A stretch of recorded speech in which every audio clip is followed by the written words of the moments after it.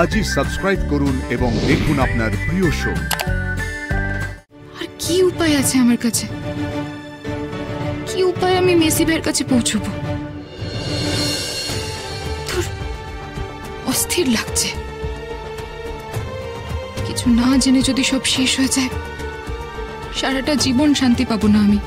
সার্থক কিন্তু ঠিক কথাই বলছে। আমারও মনে হয় তোদের দুজনের ঝামেলাটা 4 দেওয়ালের মধ্যেই মিটিয়ে নেওয়াটা বেটার। তা কোনোভাবে যদি পুলিশ জানতে পারে যে তোদের মধ্যে একটা ঝামেলা চলছে, প্লাস সেদিন তুই জানতিস ওটা নীলু ছিল, জানার পরে তুই চুপ করে গেছিস, লুকিয়ে গেছিস খবরটা, তাহলে কিন্তু তোরও অনেক বড় বিপদ হতে পারে, তুই অনেক বড় ঝামেলায় পড়তে পারিস। ভেবে দেখেছিস কি সেটা? তাই আমার মনে হয় এখন সার্থকের কথাটা মেনে নেওয়াটাই বিচক্ষণের কাজ হবে। ইনফ্যাক্ট আমারও তাই মনে হয় লিটল সিস। স্রোত, আমি তোমার কাছে ক্ষমা চাইছি। আমার ব্যবহারের জন্য তোমার কাছে আমি হাত জোড় করে ক্ষমা চাইছি। বাট প্লিজ মেক শিওর তোমার আমার বয়ান যেন আলাদা না হয়। আমার যা বলার আমি তাই বলবো।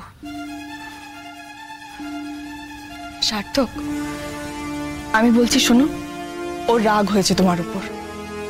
একটা যথেষ্ট ভ্যালিড কারণ আছে, বলো, তুমি তো জানো সেটা। তোমার কথায় ও অপমানিত হয়েছে, সেটারও যথেষ্ট কারণ রয়েছে। কিন্তু আমি তো আমার স্রোতকে চিনি, ও এমন কিছু করবে না যাতে আমাদের প্রত্যেককে বিপদে পড়তে হয়। তুমি তুমি এখন নিশ্চিন্তে সেমিনারে যাও। আমরা এখানে সবাই আছি, আঙ্কেল আছেন, আমরা সবাই ওকে দেখে রাখবো, সামনে রাখবো। তোমরাই আমার শেষ ভরসা। বাবা তো সবসময় ওকে সাপোর্ট করে, কিন্তু ব্যাপারটা যখন এই লেভেলে সিরিয়াস, তখন তুমি আর অনির্বাণদাই পারবে ওকে বোঝাতে।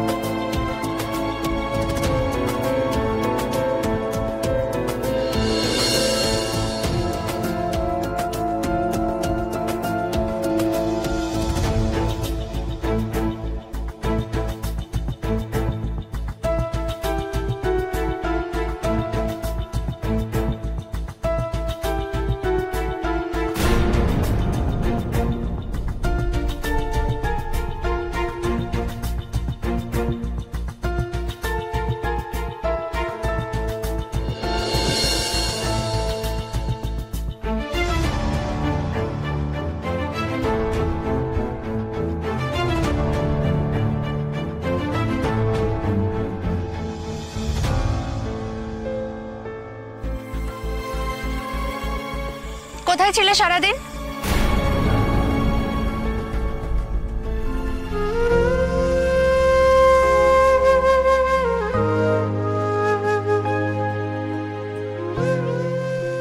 তুমি এত রাত অব্দি জেগে বসে আছো কেন? এমনি। সারাদিন নিশ্চয় পেটে কিছু পড়েনি? কোথায় কোথায় ঘুরে বেড়াও কে জানে? খিদে তেষ্টা কিছু পায় না নাকি? ও আমার অভ্যেস আছে, আমি 2-3 দিন না খেয়েও থাকতে পারি। বেশ, আমার তো অভ্যেস নেই এভাবে খালি পেটে থাকার। আবার তুমি কিছু খাওনি? ওই 2টো ফল খেয়েছি ব্যাস? কেন সারাদিন উপোস করে থাকলে আমি তাড়াতাড়ি ফিরে আসবো ভেবেছিলে? আমার ইচ্ছা হয়নি তাই খাইনি। আগে তুমি বলো, তুমি কোথায় ছিলে সারাদিন? তোমাকে সব কথা বলতে আমি বাধ্য নই। কেন বলতে আপত্তি কিসে? বিয়ের জোগাড় করছিলে বুঝি? এই সারাদিন ধরে মাথায় এসব ঘুরছে না? খুব বিয়ের শখ হয়েছে বুঝি? শখ হয়েছে তো। আমি তো তোমাকে বলেই দিয়েছি আমি তোমায় বিয়ে করতে চাই। দলের কাজে তো কোনো মন নেই, খালি বিয়ের কথা ভাবা হচ্ছে। এই তুমি এই দলের সঙ্গে জুটেছো কেন বলো তো?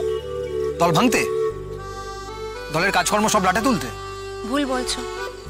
আমি তো নিজে থেকে দলে জুটিনি, তুমি আমাকে জুটিয়েছো। আমাকে তুলে এনেছিলে মনে নেই? একবার যখন জুটিয়ে ফেলেছো তখন তো আর ছাড়তে পারবে না। যতদিন বাঁচবো এইভাবে বেঁধে রাখবো। পারবে না। কয়েকদিনের মধ্যেই তোমার মোহ ভেঙে যাবে, তখন কপাল চাপড়েও কুল কিনারা খুঁজে পাবে না। সে দেখা যাবে। আমি একটু পান্তা তুলে রেখেছি, নুন আর কাঁচা লঙ্কা দিয়ে নিয়ে আসি, দুজনে একসঙ্গে খাওয়া যাবে।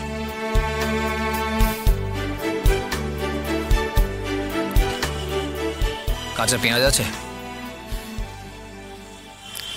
যাও নিয়ে এসো, দুজনে একসঙ্গে খাবো।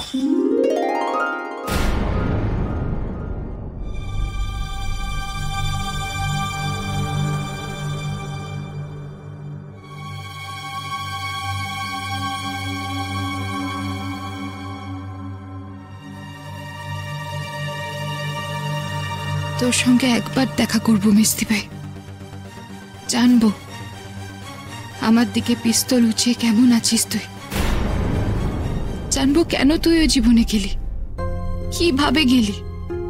চিরকাল তোকে মুখ চোরা হিংসুটে স্বার্থপর মানুষ বলে জেনেছি। তুই অনেক অন্যায় করেছিস, কিন্তু সে সব খুব লুকিয়ে। ধরা পড়ে গিয়েও তোর স্বভাব বদলায়নি। কিন্তু কিন্তু সেদিন তোকে যে রূপে দেখলাম, তার সঙ্গে আমার চেনা মিস্তি ভাইয়ের কোথায় যেন একটা ভীষণ অমিল আছে। আচ্ছা মিস্তি ভাই, তোর আমাকে গুলি করার পর কি মনে হয়েছিল? তুই কি ভাবছিস আমার কথা? আমি বেঁচে আছি না মরে গেছি তার খোঁজ নিয়েছিস তুই?